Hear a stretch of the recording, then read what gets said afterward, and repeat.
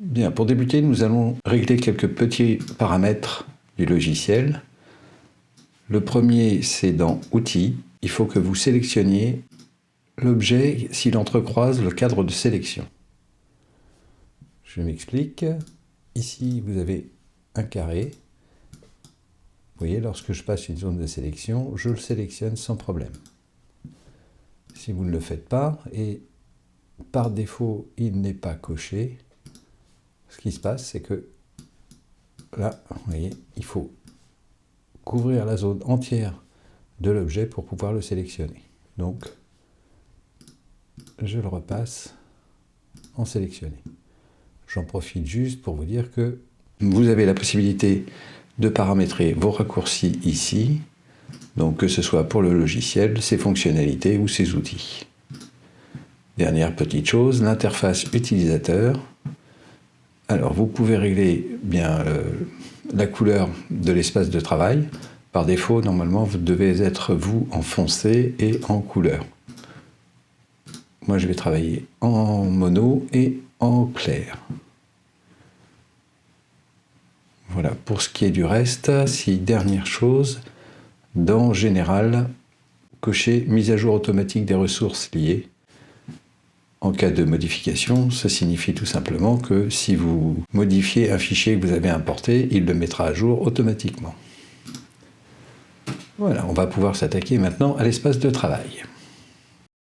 Pour ceux qui travaillent déjà sur InDesign et Illustrator ou Photoshop, vous verrez que ça ne change pas tellement. Il y a juste, en termes d'espace de travail, quelques modifications, enfin quelques différences. La première, ce sont les studios, donc l'ensemble de fenêtres que vous pouvez gérer à travers des onglets comme ceci. Donc vous avez un studio à droite et un studio à gauche. Ces studios, vous pouvez les redimensionner, mais en revanche, ça n'est pas comme sur Adobe, vous n'avez pas d'icône, vous n'avez pas une autre forme réduite. Et donc, lorsque vous travaillez sur portable, ça peut être un peu gênant parce que vous allez perdre beaucoup d'espace. Donc vous avez la possibilité d'afficher les studios, et si vous avez besoin d'un peu plus d'espace de temps à autre, alors sur Mac c'est commande majuscule H, sur PC j'imagine que c'est contrôle majuscule H. Voilà, je peux masquer ou afficher les studios. Ici vous avez la barre d'outils. Dans cette barre d'outils vous avez donc le Persona Publisher qui est forcément activé par défaut quand vous ouvrez l'application. Ensuite, vous avez le Persona Designer, et là vous voyez que, et c'est tout l'intérêt de l'application, c'est que je n'ai pas besoin d'ouvrir les deux autres logiciels pour pouvoir mettre en page, dessiner ou retoucher des images directement sur mon document Publisher. Une fois que j'ai terminé avec les personas, je reviens sur Publisher et je peux continuer ma mise en page. En ce qui concerne les modes aperçus, alors vous l'activez, ici il l'est, et si vous le désactivez en cliquant sur l'essuie-glace, voilà, il va vous donner tout ce qui est repères, fonds perdus, grille de référence et autres. Pour ce qui est du reste, on verra au fur et à mesure. Ici, les opérations booléennes, c'est Pathfinder. L'organisation, on en parlera, c'est passer de fond de haut. Les alignements, tout ça, et l'insertion, j'y reviendrai aussi, c'est à ne pas confondre avec le Pathfinder, c'est insérer au-dessus, en dessous, au-dessus ou dedans. Si vous devez éventuellement modifier cette barre d'outils, ce qui est possible, vous allez ici dans Affichage et personnaliser la barre d'outils. Alors comment je la personnalise? Soit en ajoutant, ici je mets par exemple le compte, et si je n'en veux pas, je le retire et il s'efface. En dessous, vous avez ce qu'on appelle la barre de contrôle.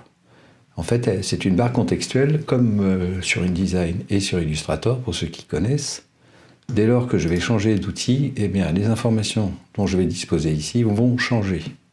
Vous avez les outils eux-mêmes, là c'est pareil, je peux les modifier en disant personnaliser les outils, et comme pour l'autre barre d'outils, j'affiche et j'attrape par exemple ici ce qui doit être un husky, je le place ici, et si j'en veux pas, je le retire.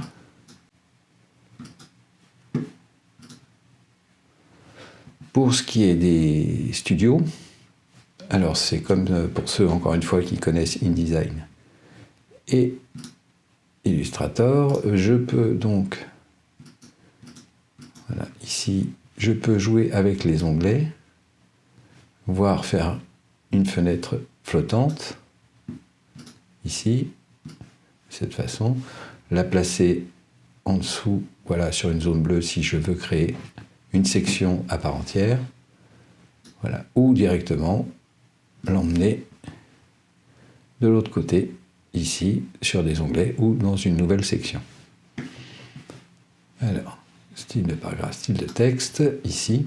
Et donc, en fonction de ce que vous cherchez à obtenir, vous pouvez ici avoir des réglages de base, enfin préenregistrés.